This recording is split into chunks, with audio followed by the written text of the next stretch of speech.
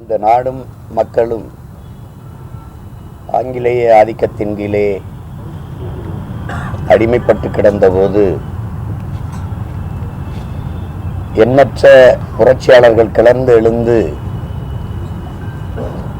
இந்த மண்ணின் மக்களின் விடுதலைக்காக போராடி பெரும் ஈகம் செய்தார்கள். அதிலே மிகவும் மிகவும் குறிப்பிடத்தக்க விடுதலை போராட்ட வீரர். இப்படி ஒரு மனிதன் தன் நாட்டு விடுதலைக்காக தியாகம் செய்திருப்பாரா என்று படிக்கிற எல்லோருடைய உள்ளமும் பதறுகிற அளவிற்கு அளப்பரிய தியாகத்தை இந்த மண்ணின் விடுதலைக்காக செய்ய மகத்தான ஒரு மகன்தான் எங்களுடைய பெரும்பாட்டனார் கப்பலோட்டிய தமிழன் செக்கெழுத்த செம்மல் வ.உ. சிதம்பரனார் அவர்கள். மாடுகள் கூட இழுக்க திணறுகிற செக்கை இந்த மண்ணின் மக்களின் விடுதலைக்காக ஒரு மனிதன், ஒற்றை மனிதன் இழுத்தார் என்பது இன்றைய தலைமுறையில் நம்ப மறுக்கக்கூடிய ஒன்றாக இருக்கும். ஆனால் அதற்கு சான்றாக இன்றும் கோவை சிறையிலே எங்களுடைய பாட்டனார் இழுத்த செக்கு, அதே செக்கு நினைவாக வைக்கப்பட்டிருக்கிறது. ஒரு மிகப்பெரிய செல்வந்தர், தன்னுடைய தாத்தா, தன்னுடைய அப்பாவினுடைய தந்தை வழக்கறிஞர், அப்பா வழக்கறிஞர், தானும் வழக்கறிஞர். அன்றைக்கு ஒரு முறை நேர் நிற்பதற்கு பெரிய தொகை, 50,000 அன்றைக்கு பணம், அவ்வளவு தொகையை பெறக்கூடிய அளவிற்கு செல்வாக்கு பெற்ற வழக்குரைஞர்கள் எல்லா செல்வத்தையும் விட்டு இந்த நாட்டுக்காக உழைத்தவர். இந்த மண்ணின் மக்களின் மானம் காக்கப்பட வேண்டும் என்பதற்காக தன்மான கப்பல், சுதேசி கப்பல் ஓட்டிய பெருமகன். நாங்கள் இன்று பேசுகிற தமிழ் நேசன், இந்த தமிழ் தேச அரசியலை அன்று தமிழ் நேசன் என்று இதன் நடத்தி இன்றைய தலைமுறை பிள்ளைகளின் இதயங்களிலெல்லாம் விதைத்த பெருந்தகை எங்களுடைய பாட்டனார் வ.உ. சிதம்பரனார் அவர்கள். அப்படிப்பட்ட மகன் கொண்டிருந்த கனவு மிகவும் புனிதமானது. தூய உள்ளத்தோடு உண்மையும் நேர்மையாக இந்த மக்களுக்காக உழைத்த பெரும் மிகப்பெரிய தலைவர். அவர் சிறையில் இருந்து 47 ஆண்டுகள் அவருக்கு சிறை தண்டனை விதித்தது. வாழ்நாள் முழுக்க அந்த சிறை தண்டனை பின்மாடி குறைக்கப்பட்டு விடுதலையாகி வரும்போது அவரை வரவேற்க ஒருவர் கூட போகவில்லை அவருடைய அருமை நண்பர் சுப்பிரமணியம் சிவாவை தவிர என்பது வரலாற்றில் பழிதோய்ந்த ஒரு துயரம்தான் அது. அதே நிலைமைதான் இன்றும் என் பாட்டனுக்கு நீடிக்கிறது. யார் யாரையோ எவ்வளவோ கொண்டாடுகிறார்கள்.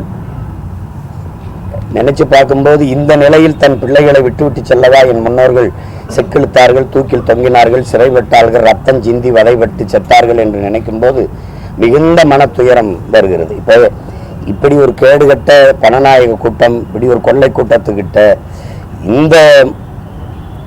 இந்த காலகட்டத்தில் இன்னைக்கு இருக்கிற நிலையை பார்க்கும்போது எங்களுக்கு இருக்கிற கடைசி உரிமை வாக்கு தான். அதையும் பறிக்குது. அதை போராடி பெற வேண்டிய ஒரு நிலைமைக்கு எங்களை தள்ளி நிறுத்தி இருக்குது இந்த நாடு. இப்படிப்பட்ட ஒரு கேடுகட்ட பணநாயக காலத்தில் மாண்புமிக்க ஜனநாயகத்தை போராடி பெற்று தந்தார்கள் எங்கள் முன்னோர்கள். 89 ஆண்டு ஆயிடுச்சு அவர் மறைந்து. இன்றைக்கு போக போக கல்வி அறிவு பெற்று வளரும்போது அடுத்தடுத்த தலைமுறைகள் மிகச்சிறப்பாக இந்த நாட்டை நிர்வகித்து கொண்டு போவார்கள் என்றுதான் அவர்கள் நினைத்தார்கள். ஆனால் இன்று பார்க்கிற போது எது ஒன்றும் அவ்வளவு கடினமாக இருக்குது. அன்றாட வாழ்க்கைக்கு கல்வி கற்பது, மருத்துவம் பெறுவது, வேலை வாய்ப்பை பெறுவது, பசியோடு 28 விழுக்காடு மக்கள் இரவு உணவு உறங்க போகிறார்கள். பல கோடிக்கணக்கான பச்சிலை குழந்தைகள் பசியோடு தூங்க போகிறார்கள். அடிமை இந்தியாவில் பகத்சிங் முன்வைக்கிறான் முழக்கத்தை. கல்விக்கு இயங்காத மாணவன், வேலைக்கு அலையாத இளைஞன், பாலுக்கலாத குழந்தை, இதுதான் என் கனவு இந்தியான்னு. விடுதலை பெற்று 79 ஆண்டு ஆக போது இன்னும் அதே முழக்கம் அப்படியே இருக்கு. அது ஒன்றும் நிறைவு செய்யப்பட்டதா தெரியல. எங்களுடைய முன்னவர், எங்களுடைய போற்றுதற்கும் வணக்கத்திற்கும் எங்கள் பாட்டனார் செக்கிழுத்த செம்மல் கப்பல் ஓட்டிய தமிழன் வ.உ. சிதம்பரனார் அவர்கள் கொண்டிருந்த கனவு என்பது நாடும் மக்களும் நன்றாக இருக்கணுங்கிறதான், பெருமைப்பட வாழணுங்கிறதான். வறுமை ஏழ்மை ஒழிந்து நல்ல கல்வி அறிவு பெற்று அறிவார்ந்த சமூகமாக அதற்கான வேலையை பெற்று உரிய சம்பளத்தை பெற்று உயர்ந்து சிறந்து வாழ வேண்டும் என்பதுதான். அந்த கனவை சுமந்து அவர் பேரப்பிள்ளைகள் இந்த நிலத்தில் களத்திலே நின்று போராடுவோம் என்கிற உறுதியை எங்களுடைய பாட்டனாரின் நினைவு நாளில் நாங்கள் ஏற்கிறோம். அவருடைய வழியே வருகிற வீர மானத்தமிழ் பிள்ளைகள் பெருமிதத்தோடும் திமிரோடும் எங்கள் பாட்டனாருக்கு எங்கள் புகழ் வணக்கத்தை செலுத்துகிறோம். எஸ்ஐஆர் பணிகள் வந்து மிகவும் கடினமாக இருக்க வேலை அப்படின்னு சொல்லிட்டு வருவாய்த்துறை சங்கங்களுடைய கூட்டமைப்பு 42,000க்கும் மேற்பட்டவர் வந்து இன்னைக்கு அந்த எஸ்ஐஆர் பணிகளை புறக்கணிச்சிருக்காங்க. அதுக்கு வருவாய்த்துறையில் பணியாற்றுபவர்கள் கல்வி அறிவு பெற்றவர்கள், அவர்களுக்கே அது சிரமம்னா அடித்தட்டில் இப்போ நீங்கள் ஹெல்த்து ஆஃபீஸர் இல்லை, லேபர் இந்த மாதிரி ஆட்களை அங்கன்வாடியில் வேலை செய்கிற நம்மளுடைய அக்கா தங்கைகள், சத்துணவு பணியில் வேலை செய்கிற அக்கா தங்கைகள், இவங்களை தான் நீங்கள் பணியமர்த்திருக்கிறீங்க. அப்போ எப்படி அது தகுதி வாய்ந்த அதிகாரிகளினுடைய சான்றிதழ் அப்படின்னு சொல்கிறீங்க? இவர்களெல்லாம் தகுதி வாய்ந்தவர்கள் தானே இந்த பணியை செய்வதற்கு? நீங்கள் நல்லா யோசிச்சு பாருங்கள். இப்போ பாரதிய ஜனதா இந்த எஸ்ஐஆரை கொண்டு வருது, சிறப்பு வாக்காளர் திருத்தத்தை கொண்டு வருது. செயல்படுத்துறது யாரு? நீங்கள் இப்போ ஜிஐடிவியில் இருந்து அவங்கெல்லாம் வந்து நாங்கள் பணி செய்ய வரலை, எங்களுக்கு அவங்க 10 கோரிக்கையை வைக்கிறாங்க.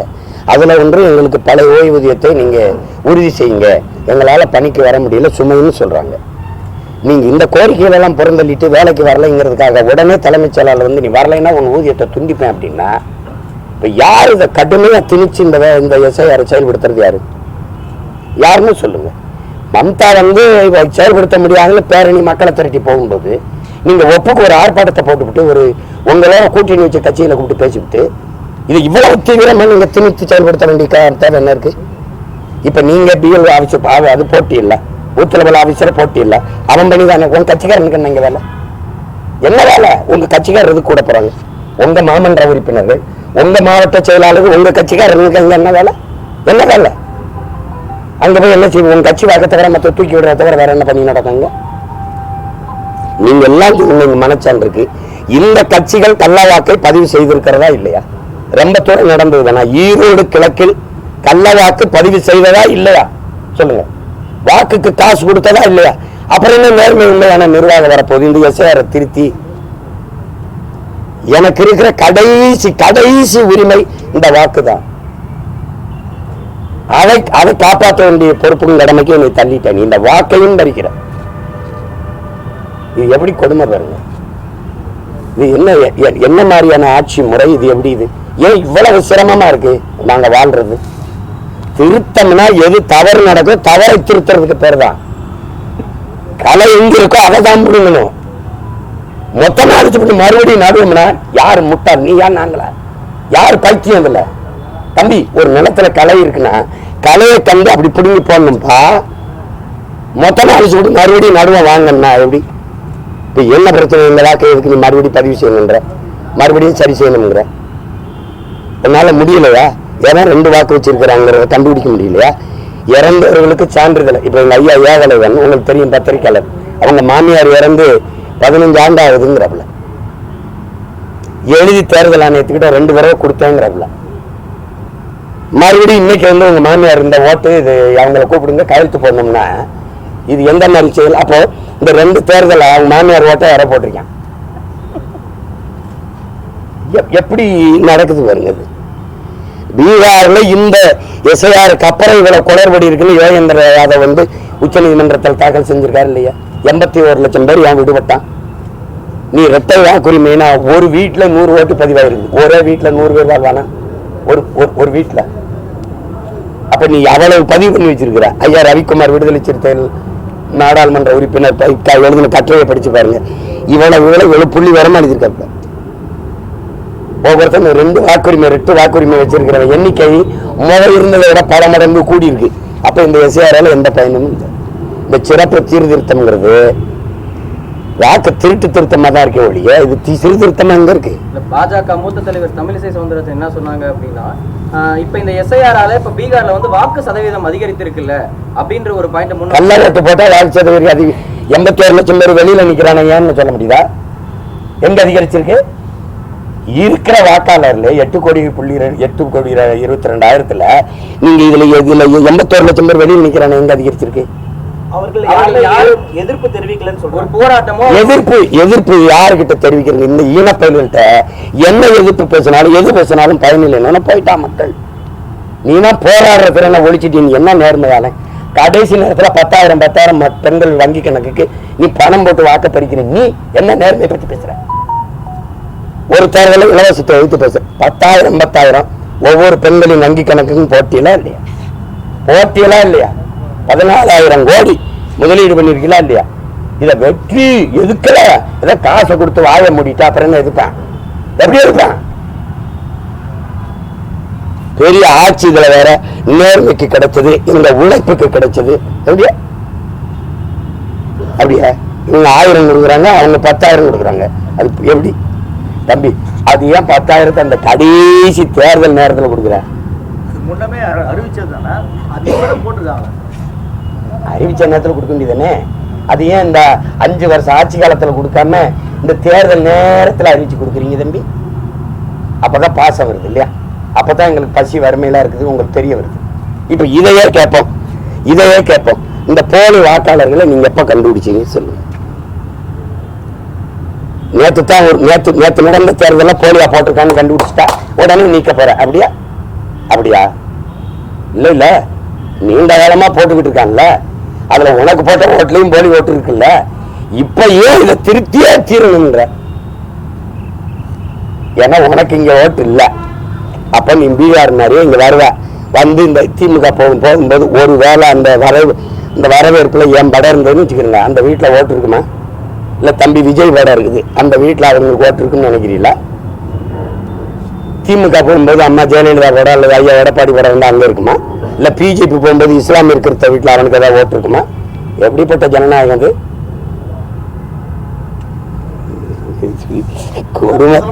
சொந்த தொகுதியிலே வந்து 4,000க்கும் மேற்பட்ட போலி வாக்காளர்கள் இருக்காங்க. ஒரே வீட்டுல வந்து 38 வாக்குகள் இருந்ததை கண்டுபிடிச்சிருக்காங்க. அவ்வளவு நேர்மையானவர்கள் அந்த வெற்றி செல்லாதுன்னு அறிவிக்க வேண்டியதானே? என்ன பண்ணீங்க? கோமால படுத்திருந்தீங்களா?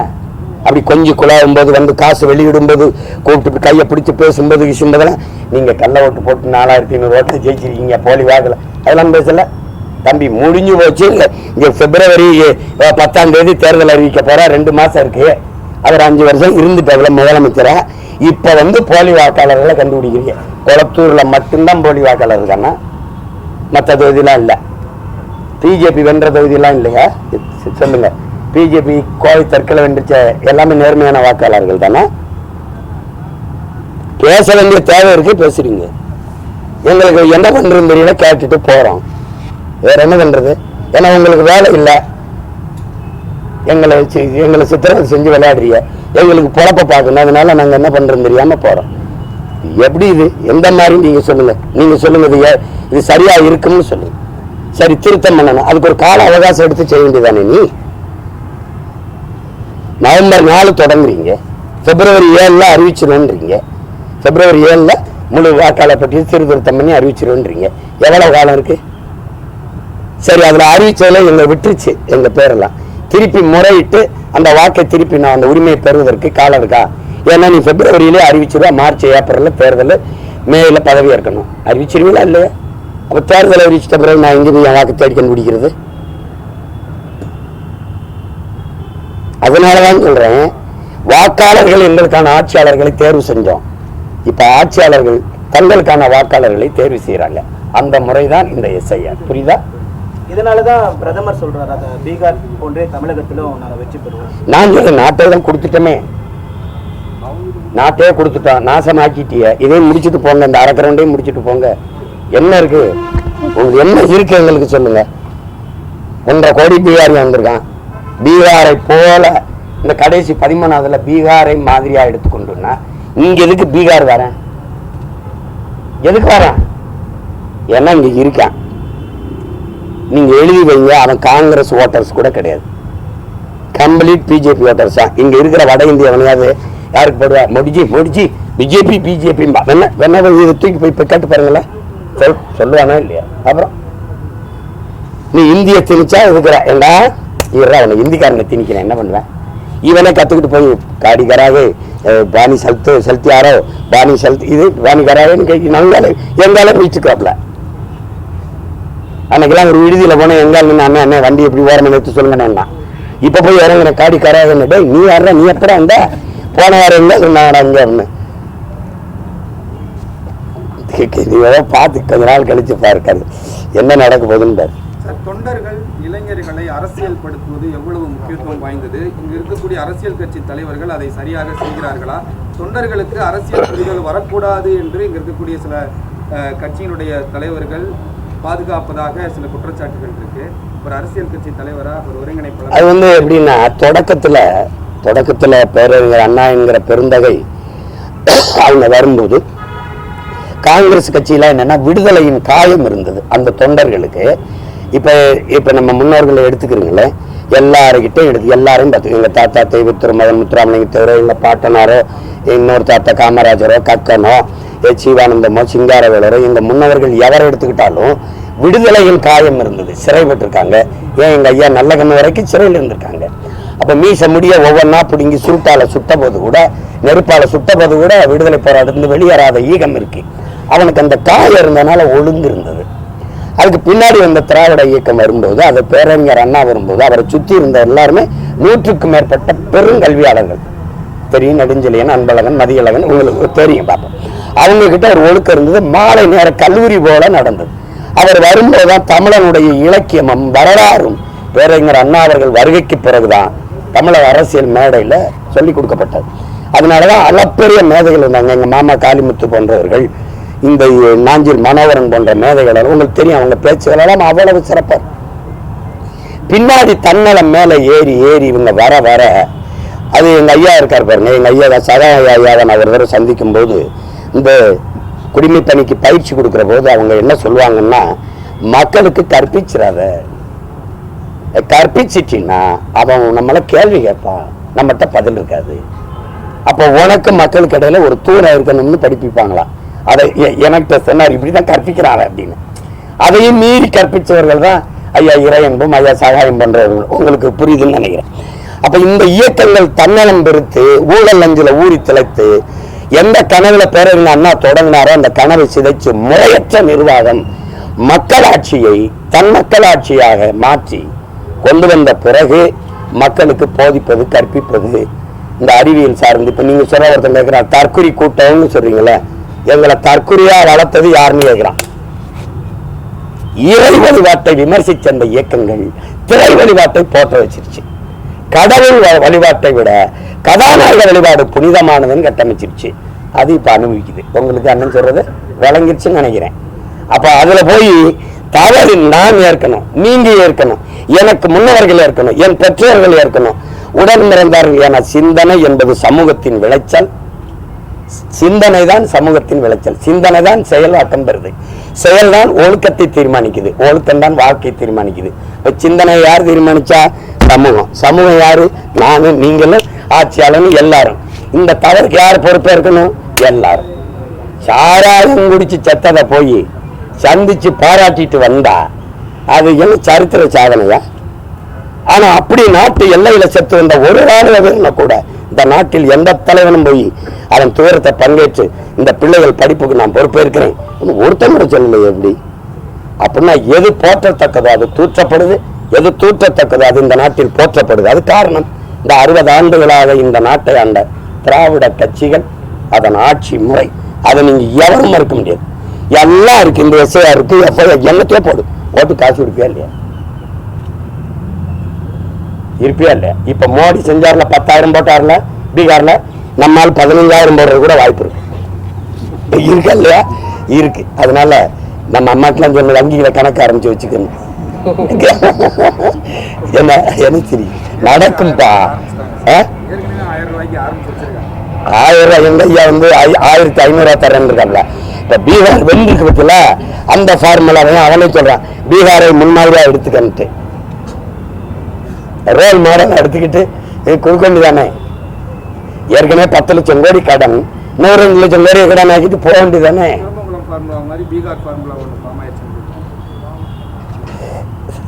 திருட்டுமங்கலம் ஃபார்முலா, அதுக்கு ஏன் அந்த ஊர் பேரை கெடுக்கிற? திருமங்கலம் ஃபார்முலான்னு சொல்லாத. அது ஒரு கோஷ்டியில் ஆயிடுச்சு. அன்னைக்கு காங்கிரஸ் காசு கொடுக்குது. அண்ணா அவர்கள் தோத்துறாங்க. அப்போ அரைவனா இந்த 50 காசு ரூபா அப்படி கொடுக்கறதுலயே அப்பவே பேசுறாரு, ஓட்டுக்கு எதற்காக இந்த காங்கிரஸார் காசு கொடுப்பானே, காசை கொடுத்து விட்டு 7 கடல் தாண்டி 7 மலை தாண்டி அங்கிருக்கிற வெங்கடா சலபதியை துணைக்கு எதுக்கு அழைத்து வருவானேன், அந்த படத்தில் அடித்து எதுக்கு சத்தியம் வாங்குவானேன், இதற்கு பதில் வைத்திருக்கிறார்களா இந்த காங்கிரஸார் அப்படின்னு பேசுறது இருக்கு.